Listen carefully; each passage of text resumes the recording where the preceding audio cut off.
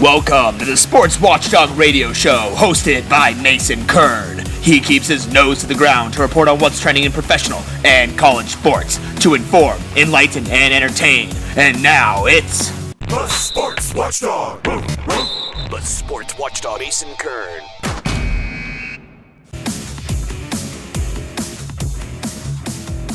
Hey everyone, welcome to the Sports Watchdog radio show on NBC Sports Radio and 1060 Phoenix. I'm Mason Kern here with you every Sunday from 7:30 to 8 a.m. and I'm obviously certainly glad you decided to join me this morning. And as always, I do have some great stuff in my kennel. Today we'll be hearing from the Chief Brand and Growth Officer for Think 450 of the NBPA, Q Gaskins, as well as the founder and CEO of Blockside Sports, Daniel Taylor. I'll also be covering some sports hot topics, and for you basketball-specific fans, interesting happenings on the hardwood. So we cross-check it on over to the ice in our first stop in Sports Hot Topics this week, as yes, we are back in hockey. We are back talking about the Stanley Cup, the playoffs, NHL playoffs, and guys, the Stanley Cup, we're in the middle of it right now. Vegas Golden Knights, who, like I said at the beginning of the playoffs, I predicted to win the entire thing. And I know everyone thought I was crazy, but look, here they are. So the Vegas Golden Knights are in the Stanley Cup, facing off against the Washington Capitals. Washington breaks its championship appearance drought of any Washington sports team in 20 years. No Washington sports team of any of the major four sports, or even five sports, I guess I should say, have made it to a championship in 20 years. The Capitals finally break that curse and make it, and it's been pretty fun so far. I mean, through two games in these Stanley Cup finals, it's 1-1, and the first game of the final was high scoring. Final score of 6-4, and that was only because of an open net goal at the end. It probably should have been 5-4, but the Capitals pulled their goalie at the end to try and pull it back and make it close. But man, I mean, this series has been really fun to watch so far. Two high-powered offenses, obviously Alex Ovechkin for the Capitals trying to will his team to a Stanley Cup trophy hoisting ceremony and a parade in Washington that I'm sure would be out of this world. And Vegas, I mean, obviously playing for the city after tragedy. I mean, great story there. But I'm sticking to my gut, people. I really just think that the Vegas Golden Knights are going to pull it off. Marc-Andre Fleury in the back of the net has played extremely well for this team. And hey, I think their offense can make it up and get it done. So Vegas Golden Knights, your 2018 Stanley Cup NHL playoffs champions. Well, at least I hope. But you heard it here first. But we'll just take a quick break. Be sure to stay here for the rest of the show. We got some really great stuff coming, so don't go anywhere. The Sports Watchdog radio show on NBC Sports Radio, AM 1060. We'll be right back after this. In the bright Arizona sun and even on cloudy days, protecting your eyes from dangerous UV rays is important. Now, finding fashionable and functional sunglasses is easier and more budget-friendly than ever thanks to sunglasswarehouse.com. They offer an array of stylish sunnies that won't break the bank. With hundreds of designs for every activity, you're certain to find a pair that fits your needs and lifestyle. Check them out at sunglasswarehouse.com. Hey there, welcome back. You're listening to the Sports Watchdog radio show on NBC Sports Radio, AM 1060. I'm your host, Mason Kern, and joining us now on the line is Q Gaskins, the Chief Brand and Growth Officer for the National Basketball Players Association. The NBPA is the union for current professional basketball players in the NBA. Their mission is to ensure that the rights of all NBA players are protected and that every measure is taken to assist them in maximizing their opportunities and achieving their goals, both on and off the court. On Thursday, they announced the Players' Voice Awards, which are awards given to players that were voted on solely by players. The NBPA Players' Voice Awards feature many unique categories, from the freshest, the backbone, and Mr. Clutch, to MVP, leader of the new school, toughest to guard, and many others. Additionally, there are awards that recognize icons of the game, the player who has the most global impact, and the most influential veteran. Among the new awards is the People's Champ Award, designed to honor the player who best uses his platform to positively impact society. So Q is here to talk more about the awards and everything else the NBPA does. Hey Q, welcome to the Sports Watchdog radio show. So glad you could be here today. Thank you for having me. Really appreciate it. Yeah, thank you so much for taking the time again. So first off, I know I kind of gave a brief little description already, but can you kind of go into some more detail about what the NBPA really is and what you as an organization strive to do? That's a great question. So just for a little bit of clarity, the NBPA side is the not-for-profit side, and the side of the business that I work on, we call it Think 450, and Think 450 is actually the for-profit side. So when the new collective bargaining agreement went through in 2017, in the past summer, the players voted to get their rights back to be able to go out and leverage uh, their rights against licensing, sponsorship, and other types of marketing and branding opportunities. And so because of that, we set up a new for-profit entity called Think 450 that allows us to go and do that. So I'm the Chief Brand and Growth Officer for Think 450, and the way we describe Think 450, we call it the innovation engine of the MBPA. It's kind of like our version of Google X inside of Google. We're in here working on a lot of creative and fun things on behalf of our players. Well, that's very cool, and I know you guys stress innovation, and I mean, here in Phoenix, Arizona State, they're known to be the #1 school in innovation, so there's that little throw in right there. But so you talk about Think 450. Can you kind of go into more detail about that and what other social content creation is kind of going on along with that? Yep. So Think 450, just a little bit of a background on the name. We decided to call it Think 450 because there's basically 30 teams in the NBA, and the most you can have on a roster for the most part is around 15 guys per team. So you take 15 multiplied by 30, it gives you 450. We decided to call it Think 450 for three reasons. One, it's a reminder to our players that the purpose of the union and everything that we do on this side is really about the brotherhood and the collective of what they all represent. Mm-hmm. The second thing is, from an internal standpoint, it's a reminder to each of us that every day when we come to work, we need to be thinking 450. As you know, our game has grown. There's stars at every level within the game, and there's a lot of brands that are interested in working with NBA players, and especially the top 10 to 20 guys within the league. And it's a reminder again for us that when we think about the business and the opportunities that are out there, we need to be thinking beyond just the top 10 and the top 20 and really thinking about all the guys and finding ways and creating opportunities for all of them. So again, it's a constant reminder to each of us that we need to be thinking 450. And then it's a constant reminder to the outside world, the external world, brands, and businesses that are interested in doing any business with our players, or anyone really that's thinking about basketball and basketball culture and how they can leverage basketball and basketball culture to benefit their brand or their business, that they should be thinking 450 as well. Well, that's definitely pretty creative. I think that Think 450, it really gets your message across very well. And, now as we kind of move in, I know that the NBPA is announcing their Players' Voice Awards today on their social media channel. So how did this kind of event and award show come into existence, and why do you guys continue to do it every year? That's a great question. So we started this, I want to say, maybe 3 years ago. And keep in mind that Think 450 has only been around since last summer, since pretty much July of 2017. And so the premise of the Players' Voice Awards and the players kind of having a point of view on who they think, and put yourself in the mind of a player, right? You just spend this whole year playing basketball. It's a very rigorous and tough sport, and, you go through all of this. And so they look at it from a perspective of, we know better than anyone else who the best players are. We know better than anyone else, who's the toughest to guard, or who's the top defender, or who we think might be the MVP. And so they wanted to have a point of view around that. They wanted to be able to express their voice and say to the world, yes, there are other people that are voting, and fans are voting, and sports writers are voting, but this is a point of view around some of these issues and topics from a player perspective.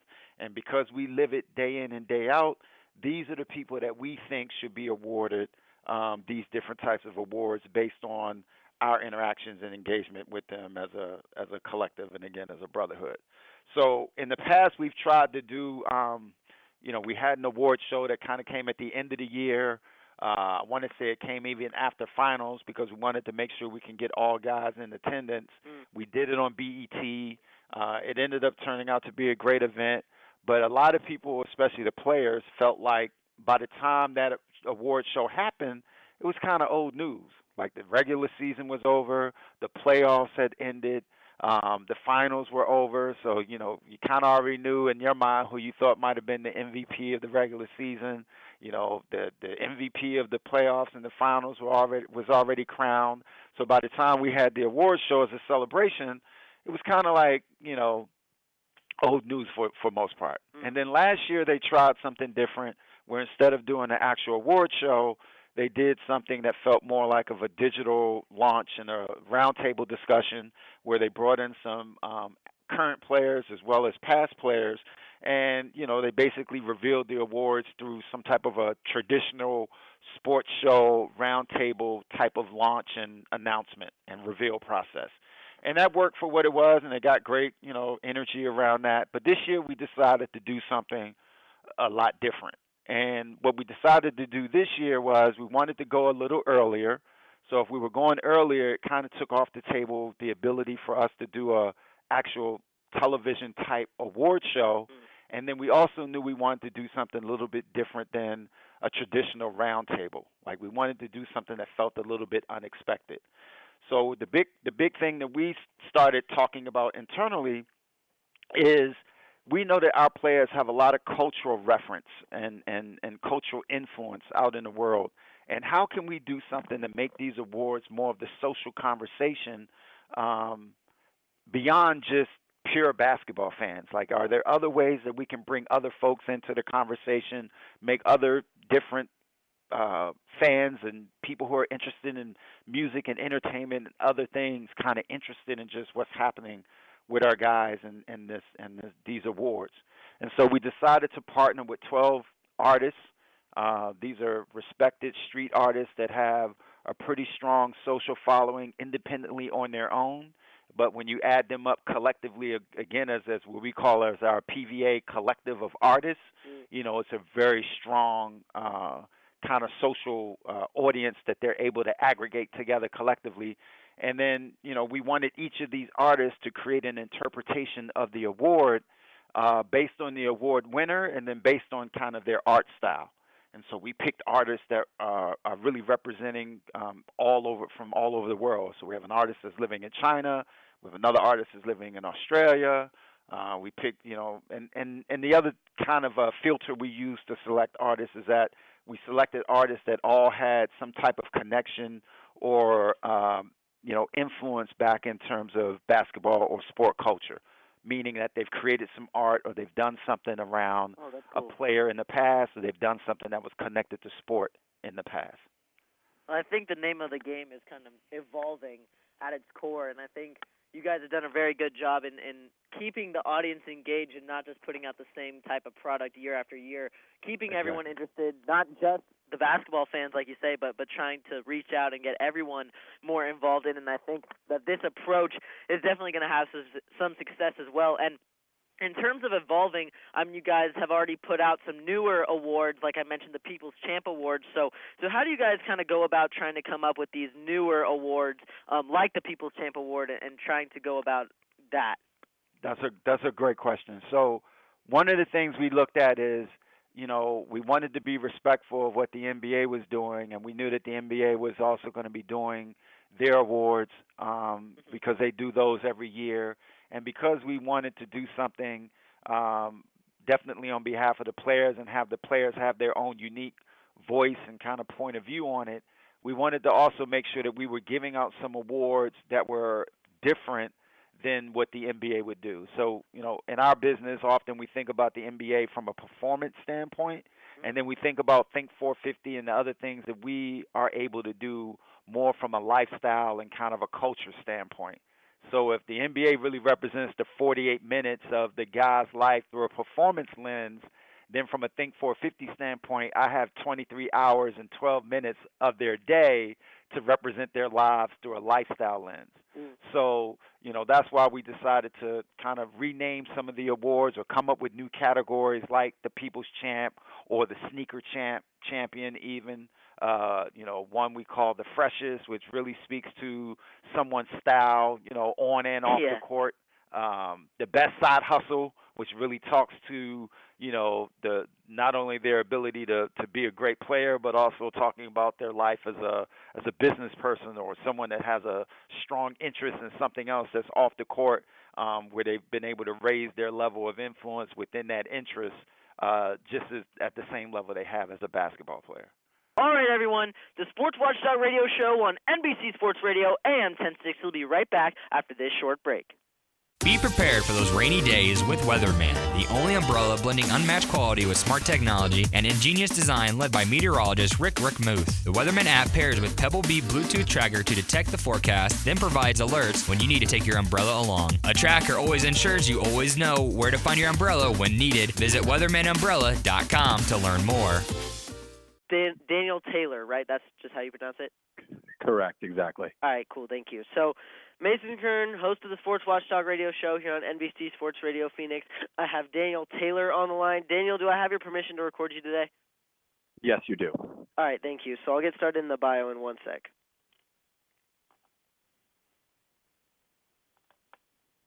Welcome back. You're listening to the Sports Watchdog Radio Show on NBC Sports Radio AM 1060. I'm your host, Mason Kern, and joining us now is Daniel Taylor, the CEO of Blockside Sports. Daniel is the only 4-Stars International Sports and Entertainment Corporation Ltd.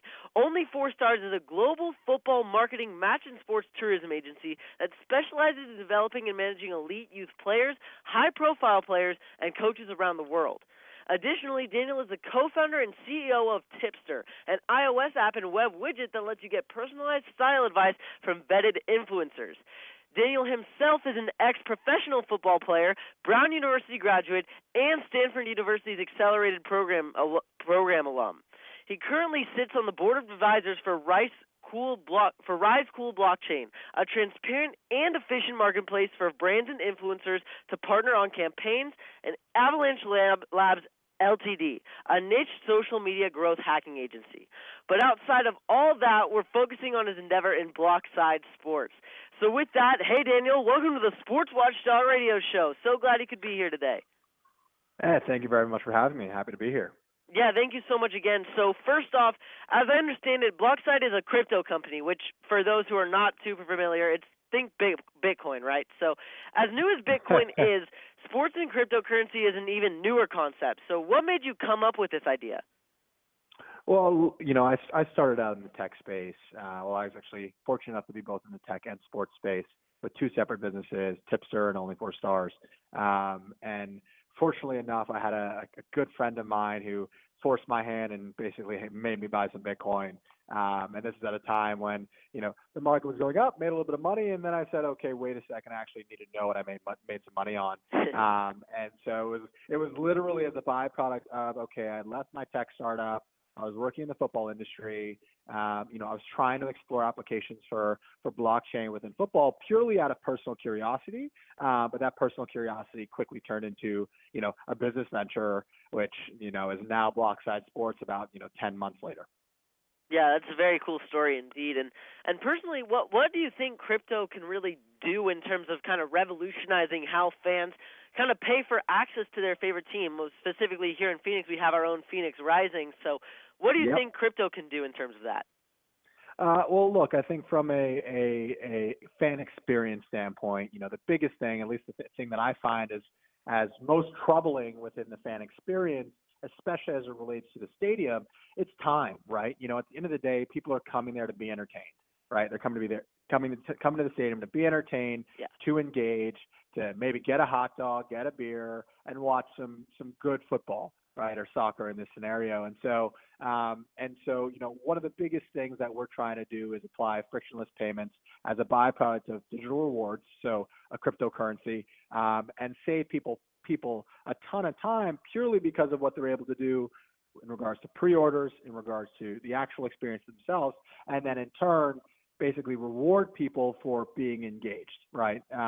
But not just in their one local club, but take that same model and bring it to clubs all around the world, and in turn allow fans from multiple different markets to gain access, especially in places where they might not have a credit card, right? They might not have a stable local currency, but if they're able to use digital assets in this scenario, they can still gain some of that access, and in turn, we can help democratize the sport we love.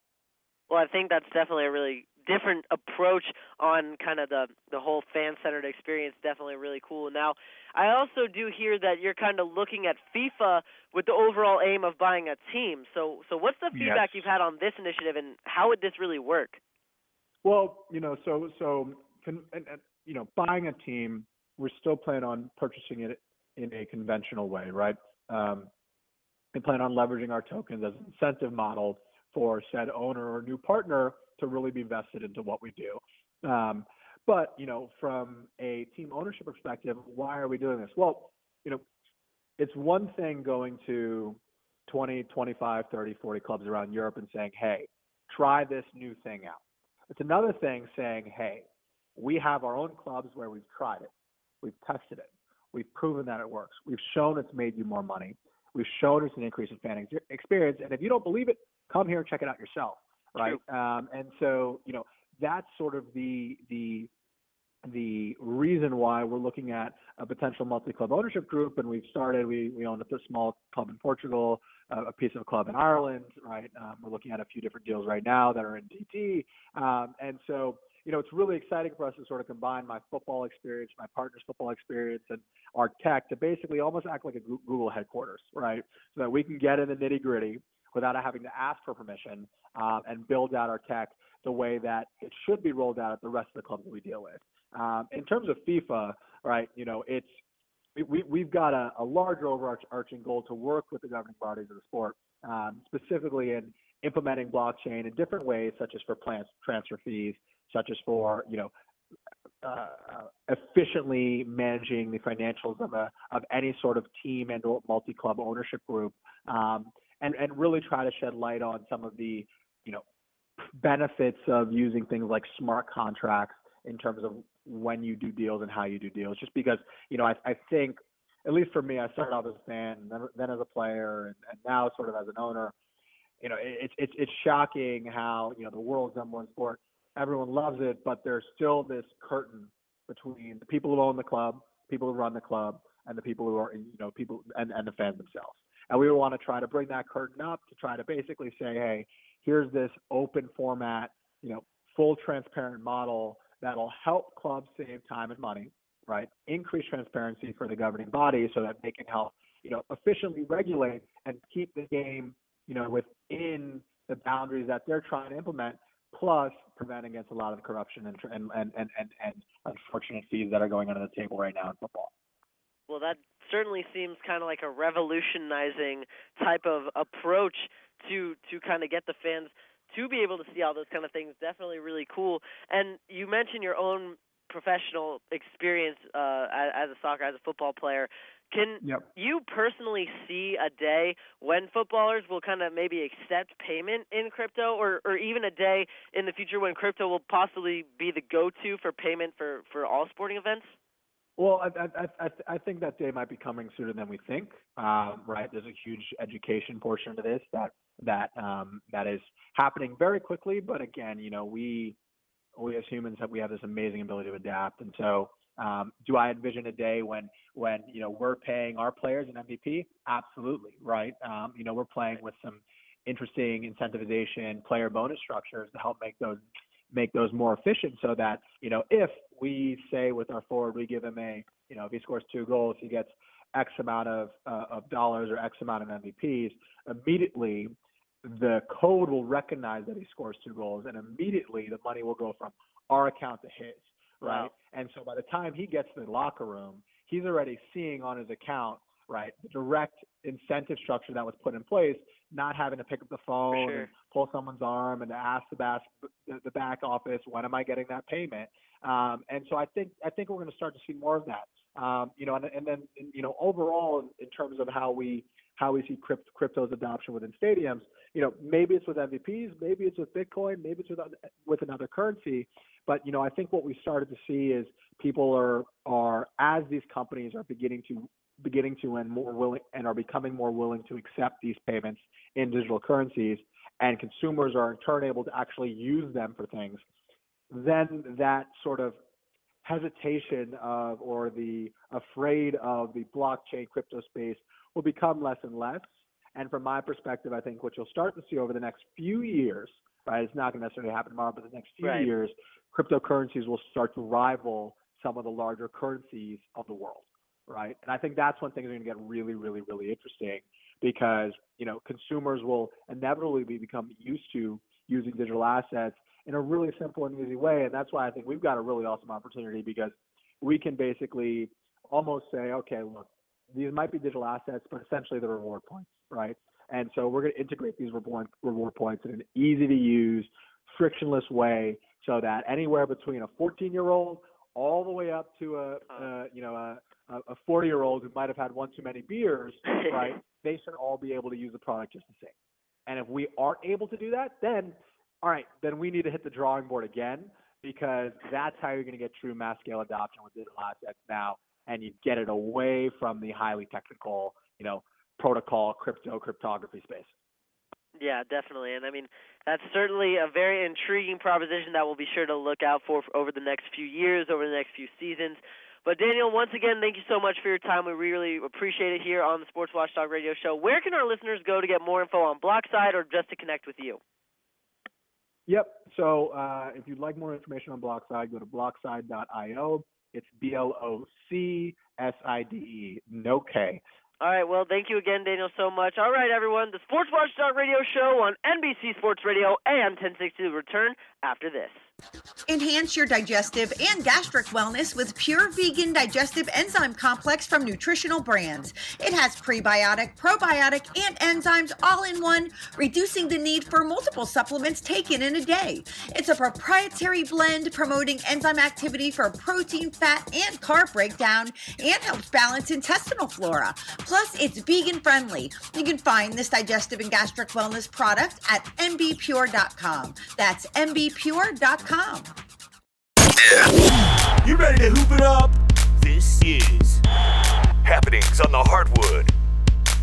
Now, as always, at the end of the Sports Watchdog Radio Show here on NBC Sports Radio AM 1060, yes, we're pivoting over to the hardwood. We're back. We are in Happenings on the Hardwood. And guys, as much as I want to delve deeper into the NBA playoffs, as we've kind of been doing the last few shows here, I'll give a quick little update.